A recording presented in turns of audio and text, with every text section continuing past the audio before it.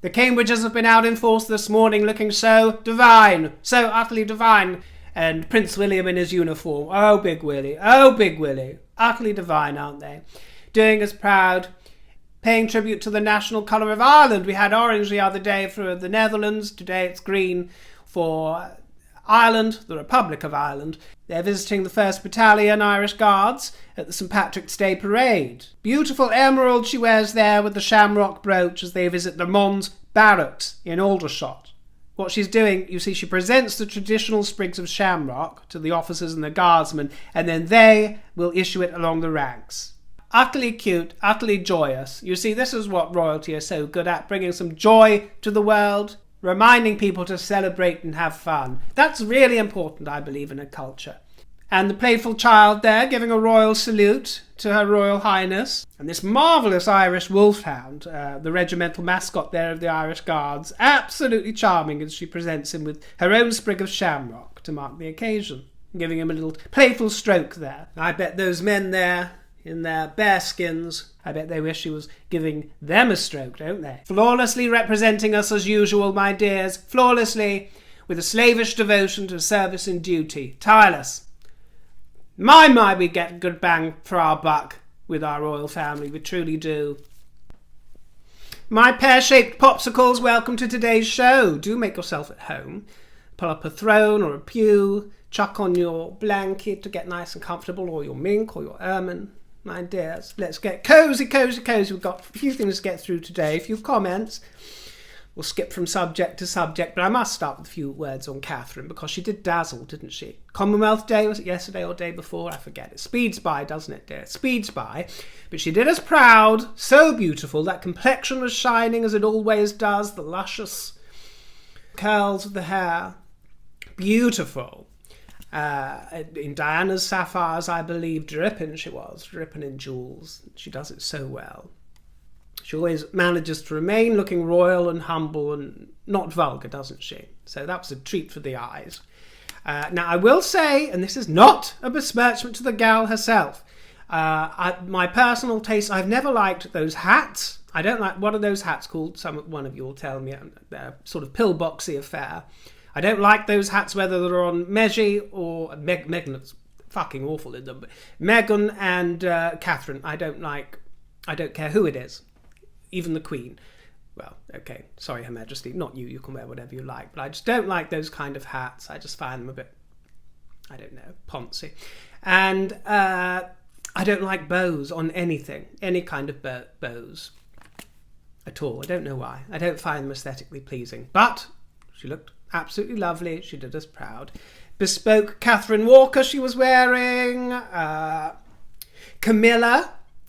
She had this wonderful contrast of the deep royal purple. Now her royalty has been affirmed by Her Majesty, and she is to be Queen Consort. We have the deeply royal, majestic purple there, and I like her in purple, but she looks half like a character from a tin of Quality Street in that rather old-fashioned purple with the hat, which I like. And then on the bottom half, she has those fuck me boots.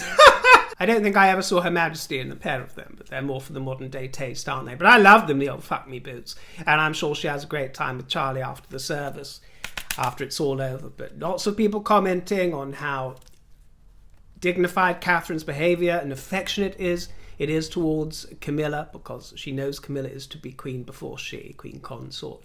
So the lovely relationship and respect between those generations and those folks, so nice to see. Of course, Her Majesty was desperately missing that service, but Charles did her proud. Looking very much at home in that suit that some might think looks a little baggy, but as I've said before, any style commentator worth their salt really rates his flair and panache for suits. Now, I might have mentioned this article before, but there was one in GQ, I think it was, where it says the secret is to he wears his suit like his pyjamas, and he wears his coats like a dressing gown with that slightly lived-in feel, shall we say. It's a sort of natural air. They say, our Prince Charles is one of the most natural clothing wearers alive. I wonder if anyone has ever looked so ill at ease in the world, but so at home in a suit. And I couldn't agree more. Always looks lovely in his suit. It was nice to get a glimpse of Princess Alexandra, the Queen's cousin. I think she was the first to arrive to the service, looking very nice. She always looks well put together. And the Very Reverend Lord Sentamu did a wonderful speech, which, as it's done for generations, galvanises the community of the Commonwealth together. Wonderful to see representatives from all the nations of the Commonwealth there. Such a lovely feast for the eyes. And there was a speech as well by Mr. Johnson. I hope you like the pink crown. You'll have to. The silver one I mentioned, I think that's gone astray forever for the moment. But actually, it's nice to have a break. Crowns, as Her Majesty will tell you, are heavy, much heavier than they look. And although I'd made some amendments to make it a little easier on the ears, it's actually quite nice to have this much lighter one on the head. It's less cumbersome and I can move around more freely as well. So they might be popping up a little more frequently in future, but not if you hate them. But we'll see. I did decorate this one with some jewels there, so I might be able to have fun decorating a few like this. But yes, I hope you don't mind it too much. Becky Sharp. River, as an elderly lifetime citizen of the United States, I'm happy that you brought up getting into trouble for calling your country England. I have been confused over the last few years about what happened to England. If we're not allowed to say England anymore, what do we say? Great Britain? United Kingdom? Why is Ireland still Ireland? Why is Scotland still Scotland? Etc., etc. And another one from me says, I'm English and usually refer to myself as such because it's more specific. That's why I do too. I know Great Britain is a small island, but it just seems a bit vague to say British. Yes, that's why I prefer to say English too. It's not because I'm not proud to be British. I love being British as well, but I consider myself English first and use it for the same reasons. But I got quite a few questions on this subject, and I have over the course of this channel, and so I'm going to give a little dummies guide here for those who, like me, sometimes forget what's what when it comes to England, Britain, United Kingdom, the British Isles. And I really don't want to try and teach you to suck eggs. I know that many of you will know this and will know a hell of a lot more than me on the subject, but there are many more, I'm afraid, who do not know, and that includes most of the British population. I promise you. If you took to the British high streets and talked to, well, I was going to say the younger generations, but to be honest, probably any generation, you'd find that quite a large percentage of them would be confused. And it sounds like one of the most basic rudimentary things you'd learn at school, and it probably is, but you know, some of these things go in one ear and out the other, don't they, my dear? So I'm just going to give a brief dummies guide and hope I don't get anything wrong. So you'll find us just off the northwest coast of Europe there. And if you've seen it on an atlas on a map, this tiny little jewel in the crown, this tiny enchanting looking island, which looks rather like a grand dam with her legs spread there, doesn't it? Slightly at the bottom. That's what I always like to imagine it as anyway. They are the British Isles. And this tiny little island, some will remind us here and there, ooh, that tiny little island, what does it know? But that is the majesty, I think. This tiny little jewel in the crown of the world ruled the world, my dear, ruled Britannia with a great empire. And I suppose we don't use the term empires anymore as such, but it also birthed, really, through its descendants, the next empire of sorts. I know it very sadly appears to be coming to an end now, that the time of the American Empire, because it's really been America that's been heading up the charge for the free world and the Western world over the last century or two. But most of our beloved Americans, you know, you're all our naughty cousins that escaped us. And I get told in the comments many times that those of you who are proud Americans have a deep, genetic, inbuilt love for the Queen and the mother country deep down. As proudly and fiercely as American as you are, and you wouldn't have it any other way, there's a part of that self, that deep echo within you that craves the motherland and your true spiritual home, my dears. And we miss you too. We miss you too. But I think we know that we're all together in it, really, aren't we, my dears, all together. The British Isles. So making up the British Isles, you can see there's a ton of islands from large to very, very small and very, very tiny there. The largest islands are Britain and Ireland. But Great Britain is a geographic term referring to the island known as Britain. And Great Britain is also a political term for the part of Britain that's made up of England, Scotland and Wales, separately from Ireland. One of the small islands, for example, is the Isle of Wight, where Queen Victoria had her cherished Osborne house. And if you can imagine the United Kingdom as somebody squatting there with their legs spread, the Isle of Wight looks like a little ball bag hanging down there in the centre. But if we go back to the Middle Ages, the name Britain, which comes from the Roman Britannia, rule Britannia, well, that was also applied to a part of France, our neighbours in France. You know, France is very close to the United Kingdom, you know. I think London's probably closer to France than it is to Scotland. That's why I can nip about so quickly on the Channel Tunnel, you see. We're very close to it. Such a different nation, but very close. And that's another reason, one of the few, that the term Great Britain came into usage to differentiate and refer specifically to the island, rather than to include that area of France known as Brittany. That was all much of a muchness, to be honest, until 1707. And that's when two kingdoms, who were rivals, England, including Wales, following on from King Henry VIII's Act of Union in 1536, and Scotland, became united as the Kingdom of Great Britain. But if we move over to that other part of the British Isles, Ireland, that had effectively been a British colony of sorts since the 12th century. And as Great Britain was emerging, it remained under the influence of the British Crown. But eventually it formally joined Great Britain in 1801 as a single political entity. And then that became known as the United Kingdom of Great Britain and Ireland, or UK for short. It was a political entity. And that's one of the reasons why I'm not so fond of using United Kingdom. I'm proud to... I rather like saying the kingdom, my dear. Rather like our American chums would normally refer to themselves as being from the States. You know, I have to say, well, I'm from the kingdom. We're in a kingdom, you're in a state. Naughty river. And that union lasted until 1922. 100 years ago, isn't it? Till 100 years ago, in 1922. But that's when Ireland seceded, with the exception of 6 counties in the north, which went on to become Northern Ireland.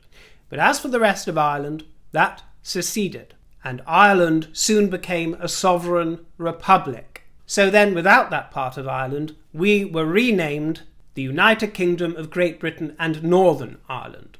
So nowadays, United Kingdom, as I say, is still a political term, and it refers to the union, the political union between England, Wales, Scotland and Northern Ireland. The United Kingdom is a fully independent sovereign state, but the 4 nations that make it up are countries in their own right: England, Northern Ireland, Scotland, Wales, and each of them have their own autonomy to a certain extent. There are also a collection of glorious islands which are crown dependencies but are not part of the United Kingdom, such as the Channel Islands, gorgeous Jersey, Guernsey, and also the Isle of Man. Oh, and talking of glorious Ireland, do you know I've never been to Ireland, much to my shame. I've had so many opportunities and invitations to go that I've never been. You know, can you believe it? So close to me. And it's St. Patrick's Day, isn't it? So happy St. Patrick's Day to my Irish eyes who are smiling out there. You know, I actually really want to visit, and one of my favourite artists, you might find it quite peculiar, is Enya. And I've been listening to her this week. I go through my Enya phases, and she is such an enigma. I'll have to talk about her another time, but she's so fantastic, so talented, and so rich, so rich and successful. I just adore the gal, and her music really soothes me. And I mentioned I'd switched off the news about a week and a half ago because it was becoming too overwhelming to wake up each morning and the first thing you see is a lot of misery. So I have been completely and utterly switched off from all news except where I have to look for royal bits of news, and I cover up the screen at certain times and I don't look. I have no idea what's going on out there. That was my way of staying royal this week, and Enya helped me. So Northern Ireland isn't strictly British, although some folk in those parts consider themselves British as well as Irish. It's an individual sort of choice regarding their identity. Folk like me from England, Scotland and Wales can refer to ourselves as British, or, I think most Americans would call us Brits. But those of us within Britain can choose whether to term ourselves British or English, Scottish, Welsh, or a collection of both, which is what most of us do. The folk of Northern Ireland are part of the United Kingdom, but not of Great Britain. And the United Kingdom as a political unit means that all the countries within that kingdom report to the Parliament of the UK, aside from devolved matters such as health and education, things like that. There are certain matters that have been devolved to their own parliaments, but they report to the United Kingdom. So I hope that brings a little bit of clarity to your understanding of the British Isles and some of the terms we use. It certainly helped refresh my memory. Ada Cox, you did something I'm not even sure you meant to, River. You said that you don't eat biscuits on the throne because of the crumbs and the crumbles, dear, they get in the blankie. Here in America we call a toilet the throne. Well, thank you, Ada Cox. Yes, we use that expression too, my dear, although toilet is a vulgarism. We would say, well, actually, we wouldn't. Most people would also say toilet here, but those in the know would say the loo. The loo is preferable. Of course, it doesn't really matter what you say. If you're an aristocrat, you can use whatever word you want. The bog, the toilet, the lav, the privy. But most would opt for the slightly less vulgar loo or lavatory. So, yes, one would say you're on the throne as well, or the podium. That's one. It's quite an image, isn't it? Quite an image to turn the mundane into something a little more glorious. And actually, I'm just going to briefly mention camp and the idea of campness. And I love the idea of camp in both the United Kingdom and overseas in America, but they're quite different. Camp, and oftentimes overseas they'll say campy, and they're the same but very different. They're like sisters with entirely different personalities. You can't really explain what camp is. People have written huge dissertations and books on what it means to be camp, but it's one of those things you can either sense or can't understand, or can't. And of course, this channel is rather on the camp side. And calling the bog or the toilet, she's on the throne, he's on the throne. To me, that epitomizes the spirit of camp, which is to take the mundane and make it magical with a little bit of a nod and a wink. That's camp. But on the subject of thrones, I said how lovely it would be when we were talking about how Her Majesty might be able to arrive at various venues with her mobility issues. And I said perhaps it's time she started using a chair. And I wasn't suggesting that she takes to a chair permanently. Many of you said she shouldn't be confined to it because that won't help with her mobility issues. And I agree, she should be still exercising whenever she can and moving whenever she can, because if you don't lose it, you use it, right? Which might have happened a little bit during lockdown for her, I don't know. But yes, so I think she should continue using it as long as she's not in pain at all. I just meant for various excursions where a chair might come in useful or help prevent a fall, that it might have to. But I also said, wouldn't it be lovely if she could be carried in on stilts, queen on stilts, raised above, but I didn't know the name of the items. Some of you let me know. Marie Strosher, dear River, the word you're looking for is palanquin. Palanquin. Yes, Her Majesty the Queen would look most elegant making her entrance in a palanquin, wouldn't she? Oh, I would love that. We need to start reminding the world what's royal. I want to avert them going the way of celebs. And, if I was in charge, I would bring back royalty without apology, my dears. Unbridled majesty and royalties and luxuries, even if it puts everybody else off. Remind the world what it is to be royal, my dear. Palanquins are used in India in the East. A covered litter for one passenger consisting of a large box carried on 2 horizontal poles by 4 to 6 bearers. That's the definition. Ronnie Dare says the lounging carriers used by aristocracy seen in Roman times that are carried by at least 4 humans are called litters.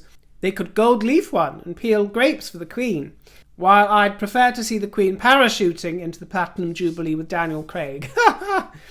Again, I would love to see her in a litter. It would explode the heads of the anti-monarchy tabloids, wouldn't it just, my dear? Then you could truly call her a stunt queen. Alison Elliott, from the House of Elliott. I absolutely love your channel, but just wanted to let you know that James, 1st Earl of Moray, was assassinated by handgun almost a century before William of Orange. Also, as a very Rubenesque person, I was not offended by your comment on looking like you have a wee bit of a tummy. People need to stop getting offended so easily. Thank you, dear. Yes, if you've been following this saga, I said that I was trying to avoid a slouchy look by covering myself with blankie.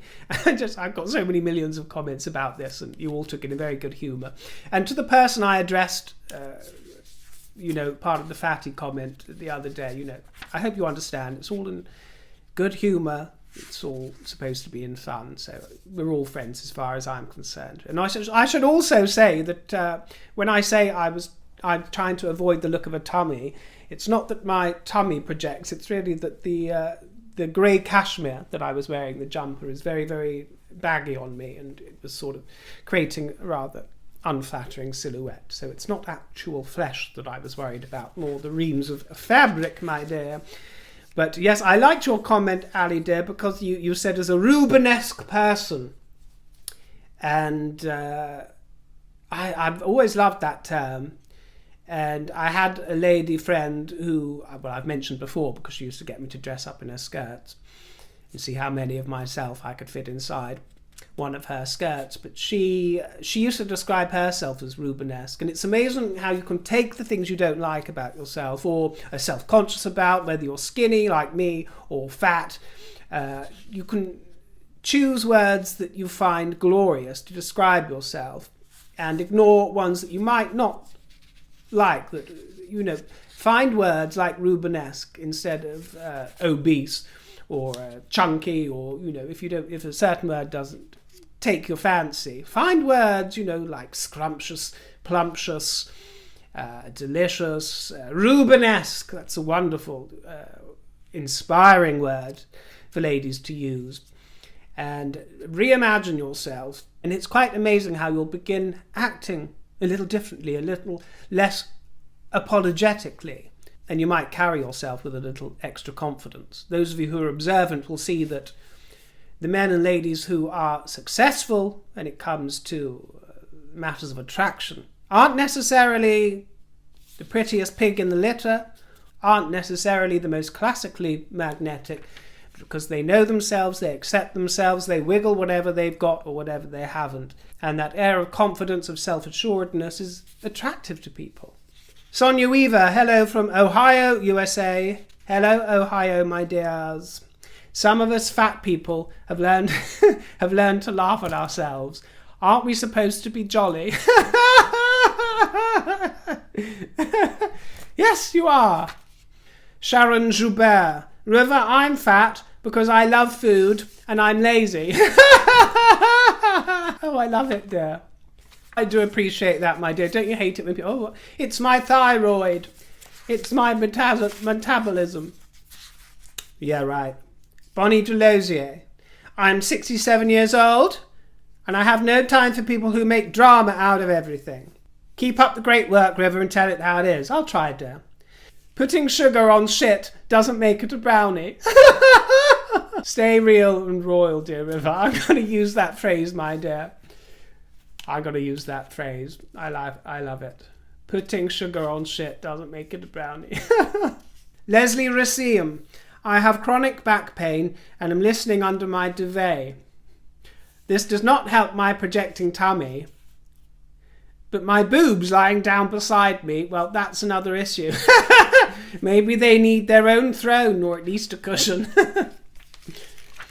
Spaniel's ears, I believe those kind of boobs are known as, my dear. That's a wonderfully grand vision of them both having their own cushion, my dear, either side of you. Very royal. Jack's mama, who has a very smouldering pic there, my dear. Smouldering Jack's mama. Sexy on a fatty is in the eyes of the beholder and the fatty themselves. I'm a lady of size, 2022, and I've attracted men of different sizes. I don't force my wobbly bits out into the world. I prefer to dress conservative below the belly, but do like my shoulders exposed. Nothing wrong with me. I feel sexy. That's exactly the way it should be. And I do believe and can tell from your confidence in the picture that the men love you. You know, anyone can be self-conscious about anything, whether it's Kate Moss, Naomi Campbell, Linda Evangelista, the great supermodels and beauties of the world. They will all have, or many of them in their time will have had crippling anxieties about certain things within themselves. But it's the way that you choose to accept them and celebrate them, isn't it, my dear? Okay, on to the Markles, and although I know I'm pretty much a lone voice, I thank you for being respectful of my views with regards to the Markle family in my recent videos. And I want to say before I proceed on this that yes, it's true that I don't approve of Samantha and Thomas's behaviour. Some of you don't seem to understand that I can be disapproving of both them and Meghan's behaviour together. I don't have to. It doesn't mean that I adore everything Meghan does just because I disapprove of Samantha and Thomas's reaction. For me, they're all cut from the same cloth in many ways. But I will say before proceeding that it's worth saying that, you know, especially when it comes to Samantha, you know, I'm sure if I was to meet the gal and have a conversation, we'd get on like a house on fire. We'd get on probably a lot better than I would if I met Meghan, because Meghan's humourless. She's got no sass. She's got no sophistication, no wit. Perhaps that can't be helped. Some people are just born like that, with nothing about them. But there's something anodyne about that girl, something rather one-dimensional. It's very unsavoury. But whereas Samantha, I can imagine it could be quite a good laugh. I can imagine rather saucy and a bit of fun. So when I criticise them, it's just in relation to these family matters. John Fairfax, I'm just using you as an example. You asked what many people have asked me. You said, River, I understand you don't want to discuss Samantha's defamation lawsuit. I probably will again in the future, but against Megsy. But can you at least share your understanding of the real motivation behind it? Lots of people ask me that, what they think, what I think about Samantha's motivation behind the lawsuit. Well, my dears, I'm just going to leave those words to Mr. Markle, and presumably Samantha is in agreement with Mr. Markle, but I'm not going to speak on her behalf. Only she can tell you that. But I'll just give you Mr. Markle's view. Roll the tape.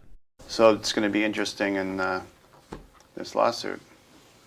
Well, we'll see how it goes. There are so many obvious lies that are immediately challenged that I can't imagine Meghan going into court with this. I'm hoping, I think she should settle, just plain settle, because she make it go away. She can't defend the things she said. Right. Well, it'll be interesting to see what happens. Well. So my understanding is that many people want to see the showdown or see Meghan forced into court to defend certain bits and bobs, but from Mr. Markle's own words there, it seems that that is not the intention. The intention is for her to pay up and settle, or that's the desire that he seems to express there. Lita R. River, I love your fatty comments, and as another fatty, take no offence. Just one correction as I understand it. The photographer that I mentioned is actually the one that took the first original photos of Thomas Markle. This is the one who has created a YouTube channel with Mr. Markle. He took the first original photos of Thomas Markle, showing him looking rather dishevelled and walking out of a shop after purchasing some beers. It was only after his photos went public that Thomas Markle agreed to the staged photos taken by Jeff in an attempt to improve his public image. So thank you for putting me right there, Lita Dare. Yeah. Martina McCosker, I'm with you, River, on the Markle family. Trash on speed. I'm sorry, but Thomas Markle is plain stupid. On the YouTube channel, he couldn't string a sentence together without holding up his script. Getting a conversation out of the man is like pulling hen's teeth. I feel his fellow presenter is taking the hand out of him. I've said it from the beginning. Meghan is embarrassed by him. Not nice, as he's her father. But when he opens his mouth, it's a cringe fest. Yes, I agree with you, and there is, I'm afraid, a sort of sycophancy that I see coming from certain quarters. Oh, Mr. Markle, you're so lovely, you're so wonderful, you did this, that, and the fourth. But then those of us, there are a small collection of us who see his little nasty, vicious little asides and little slip-ups here, there, and everywhere, and maybe get another impression. But there is a sort of sycophancy towards him, which I think is a little bit undeserved.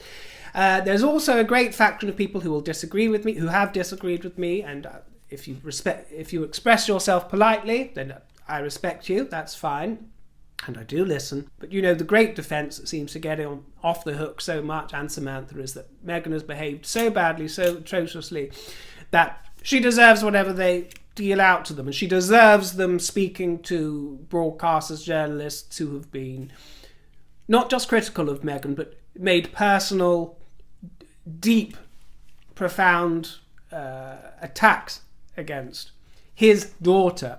And one of the reasons that does not sit well with me, my dear, you know, I've got to talk about my tulips. I hope you can see them. Are they in frame? I haven't got my glasses on.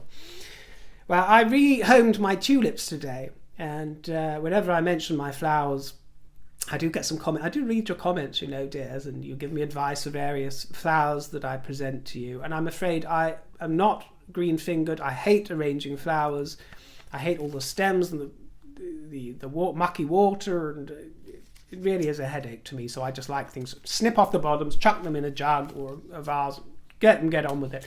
But some of you warned me about tulips, and you are right, and I got your advice to drop a penny in there, keep them fresh, which is good advice. But they do move, they swim about. Someone told me in the comments, watch those tulips, dear, they move, they swim about. And so true, I rehomed them in another vase today, and as soon as I put them in, they sort of lilted. Immediately, they were firm, upright, and erect, my dear, like they'd taken a Viagra. And then it was brewer's droop 2 minutes later. So I had to get rid of some of them because they were bending over so much, my dear, as if they're waiting for a good bit of action from behind. Naughty, flirty, flowersy tulips. And I mention it to make a comparison, really, about wayward tulips, because that's how little children can be sometimes, can't they? And yes, I realise that Harry and Meghan aren't children anymore, but they are Mr. Markle's children and Prince Charles's child. And at some point, I believe that as parents, there is a duty to be the steward of those tulips, those wayward tulips. And at some point, you know, two wrongs don't make a right. And there are ways to go about, if you want to clear your name or you want to make a point, there are ways to go about it without resorting to really trashy ways and means that I have seen with Samantha, Thomas Jr. and Thomas Markle. And Thomas Jr. came 100 times more attractive to me when he made a heartfelt apology to his sister for the regret that he felt in publishing that letter against her. He went up a great deal in my estimation. But when you compare their behaviour to royalty, you know, Charles and the Queen have been through the ringer due to their wayward tulip. Harry as well, haven't they? Denigrated in the most heinous fashion on Oprah Winfrey. I mean, it's spectacular how they can keep their mouth shut on the subject. And it's a testament to royalty. And in a way, it may have been a rather delicious, subtle dig. Some of you have said, and I think you might be quite correct, that when last week at Clarence House you could see a photograph of Charles leading Meghan down the aisle in a photograph on the table there, it might have been a cheeky little dig at them as well. You know, there are royal ways to show approval, and there are royal ways to throw some serious shade, but in subtle, nuanced ways. And also when they released a statement after the Oprah Winfrey show saying, you know, they remain beloved members of the family, and we'll be looking into this, but recollections may vary. Recollections may vary, dear. You know, it was all there, it was all said, but nothing was said. You know what I mean? And Prince Charles's reaction, or lack of reaction, to me exemplifies the role of the parent, which is, no matter what the age, when you can, to take the upper hand. And if you're gonna make a vigorous defence of yourself, then do it with a bit of class. And do it with love. You know, Samantha Markle, in a television interview, has admitted that she doesn't love Meghan anymore. You know, she says those words, and I don't know how Mr. Markle feels. He certainly says that he loves her, but actions can speak louder than words. Knitbear 2.0, I totally agree with your take on the Markles. I've never felt any pity for Thomas Markle. He raised her and made the woman she is. Well, as parents will know, you don't have that much control. I know what you're saying, dear, and I get it. But 2 and 2 doesn't always equal 4. I mean, I'm a totally, utterly different character. Both of my parents. I mean, I can garner certain influences and parts of aspects of my personality that obviously come from them, but I'm completely and utterly my own person. I'm sure you know that with your own children, with your own parents, that we all do become very unique individuals, and parents only have a certain amount of control. But I get what you're saying. He did raise her, and I do believe that, yes, they are, the apple doesn't fall that far from the tree, and that she learned various ways and tricks from him. Reap what you sow, Mr. Markle. I think both them and Doria are grifters. Lonely. I appreciate your points regarding the Markles. I come from a very dysfunctional family and understand that a personality like MM's doesn't develop in a vacuum. I'm sure MM has probably told lies to discredit them, but that certainly doesn't make the Markle family into saints. The truth is somewhere in between. Yeah! That is more or less my point, that the truth is somewhere in between. I don't think it's about goodies v baddies, you know. Some people can't seem to process that. The truth lies somewhere in between, absolutely. Catherine, I find your outlook on life refreshing. Interesting your comments on the Markles. I've always been uncomfortable hearing their interviews, and you can see where Meghan's attitude, behaviour and narcissism comes from. The difference is that she has expanded this learned behaviour from both her parents into this farce played out on the world stage, which detrimentally affects innocent people by stoking up discontent and provoking victim behaviour. Where will it end? It must end at some point. CM, the one thing Meghan has in common with her father is attention whoring, manipulation, and hustling. No father of any integrity would publicly trash his daughter as he has for years and for cash. I agree. I just agree. If he had any intelligence or respect for his biracial daughter, newly married into the British royal family, he would not have levelled the non-stop bombardment of accusations and insults when, as a duchess, she could not respond. Penelope, wholeheartedly agree with you regarding Thomas Markle. I wouldn't trust him, nor his words, as far as I could throw him. No self-respecting father would speak against a child of his, whether right or wrong, for the world to hear you. Just don't do it.